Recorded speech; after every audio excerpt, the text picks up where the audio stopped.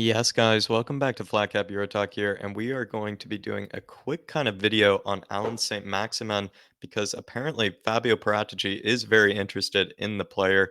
Spurs are maybe considering, and I'm not sure if they actually will do it. I did even the other week on Sean's show, Spurs Talk show, like say that we're no way getting Alan Saint-Maximin, but maybe there is a bit more truth behind it. And I could be wrong about it. I think they'd be willing to let him go for either 40 million pounds or 40 million euros. Will maybe Spurs put up that much of a bid for it? I'm not too sure.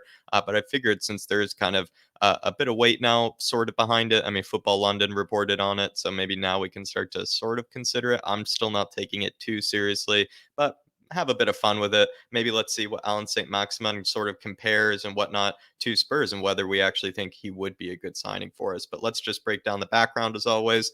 Born in Chantenay-Malabry, France. I always, my French pronunciations always suck. I do apologize. I think that's in the southwestern suburbs of Paris, by the way. 25 years old, born in March 12th, 1997, 1.73 meters tall, 5 feet 8 inches, left winger and a striker. Sometimes I think can play on the right wing, but I could be wrong. I have also seen him play behind the striker, but he basically just does what he wants, and we'll look into that later, and there'll be a big talking point as well. Right-footed, the youth career was over at Saint Etienne, who did just get recently relegated, by the way.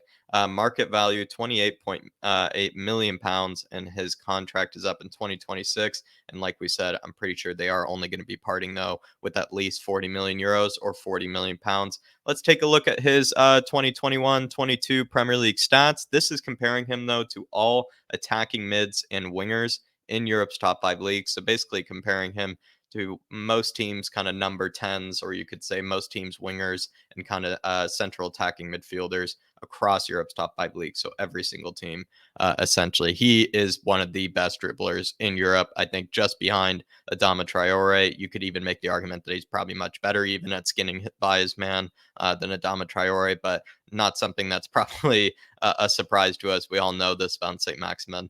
But progressive carries, he's almost getting near 8 a game, especially for a team like Newcastle for a long time who didn't get very much of the ball. That is quite decent. And then dribbles attempted goes for nearly 7.38, almost 7.5 dribbles a game. And when you actually, I think that's the most in Europe of any winger, and of any player, actually, sorry, of any player, that is the most dribbles attempted in Europe. So what you're getting with St. Maximin is probably the most skillful, maybe most like flamboyant sort of like player you can maybe get. But at the same time, I mean, the guy is a nightmare in one-on-one situations. While maybe people want to write that off, you can't tell me that people aren't terrified at times coming up against the guy, because he really is just absolutely just one of the trickiest players out there. Carries into the penalty area, 1.7 in the 85th percentile there, so he's in the top 15th.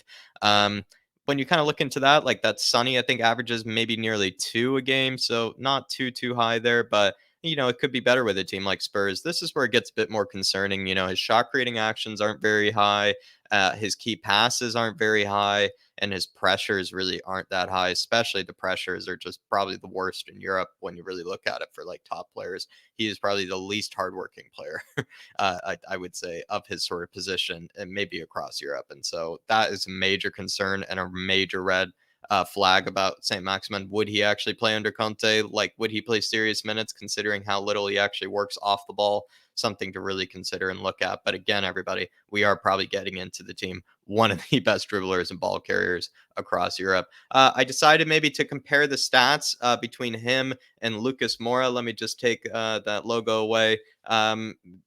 Let me know what you think of it. Because we just looked at, how he compares to attacking midfielders and wingers across Europe. Maybe let's see how he compares with per 90 stats to Lucas Moura. So this is Lucas Moura's 2021-22 season. They played similar amount of matches played, not close in minutes, but Lucas still played like close to 1,700 minutes. But shots on target per 90, Alan St. Maximin wins in that regard. Key passes per 90, Lucas kind of wins in that. And a key pass, everybody, again, is a pass that leads directly to a shot. And Lucas Moura, interesting, much better than St. Maximin there. Of course, it's close, but, definitely something to consider. Shot creating actions, while I didn't really think that St. Maximin's were too impressive, he still averages more than Lucas Moura. Then again, though, for a team like Newcastle, where he is one of the main creators, like I don't know how much you read into, how impressive it is for St. Maximin. Pressures, again, like just really pathetic. Like Lucas almost getting double the amount of pressures he does per 90 players dribble pass. We all know St. Maximin's going to win there, but Lucas Moura with 2.18 carries into the penalty area. St. Maximin also wins in that regard. And then let's compare him to Dejan Kulusevski. And we are going to be a bit unfair here to Dejan because when you go into FBref, you can only get two clubs. Like you can't really separate just his Tottenham stats when doing a player comparison on the site and also doing, his, like it combined his Juventus stats. If I'd done maybe a bit, further depth research, I could have pulled out all his Spurs stats, which I probably should have done. But I decided to, do the player comparison, including, some of his season stats with Juventus this season. So it might be a bit unfair to him and it might be a bit skewed, but St. Maximin wins in most of the regard there. I mean, shot creating actions, he's winning. Key passes, he's winning. Shots on target, he's winning. Players dribble pass, of course, again, he's winning. But the pressures, again, just points out a huge red flag with St. Maximin. Like, really just does not work at all. Kulusevski practically tripling the guy, practically tripling the guy when it comes to pressures. That is just sad. Carries into the penalty area 1.7 versus Kulu's 1.15. I really feel like, though, like again, stats, you can't read too much into it. And especially with this one where I probably should have been fairer to Kulu and maybe could have included his Spurs stats. Only instead of maybe including some of the Juventus stats where maybe they just weren't looking as good. But then again, St. Maximin, like, is he worth 40 million pounds? And that's kind of probably the big question mark on this title of this video. I don't probably think he is worth 40 million pounds. I actually like that 28.8 million pound price tag. I would pay 30 million pounds for him, to be fair, because you are getting one of the best dribblers in Europe. I think you're going to get someone a bit more dynamic than likes of Bergwijn, because with Bergwijn, he could play and come on as a striker. But he wasn't very good at creating for others, whereas I think St. Maximin would be probably much better at that. And he can create for himself, no problem, as we know. He'd be an upgrade on Lucas Moura, definitely not an upgrade on Dejan Kulusevski, and is also just a huge red flag again. Is why I don't really see it happening. Is like, would Conte really bring this guy in? Like, I could see him as like our super sub sort of player. Like he comes on most games, no matter what the stake is. At 60th, 70th minute, just causes havoc. You could see him doing something like that.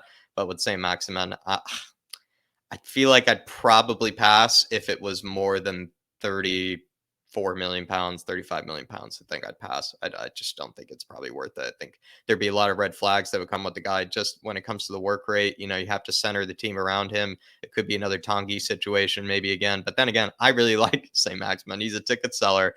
He's absolutely exciting to watch. He's unbelievable player. Yeah, he really gets you out of your seat, and he's really exciting, and he's definitely kind of matured at least a little bit over the last few seasons. But let me know what you guys think of Saint Maximin and what you think of that news that Paratici is supposedly interested in the guy. Would you bring him into Spurs? Is he an upgrade on Bergwijn? Is he even worth bringing in? Let me know what you guys think about it in the comments down below. We do have a live stream coming up tomorrow, everybody, with Darius, and I think we're gonna have a special guest as well.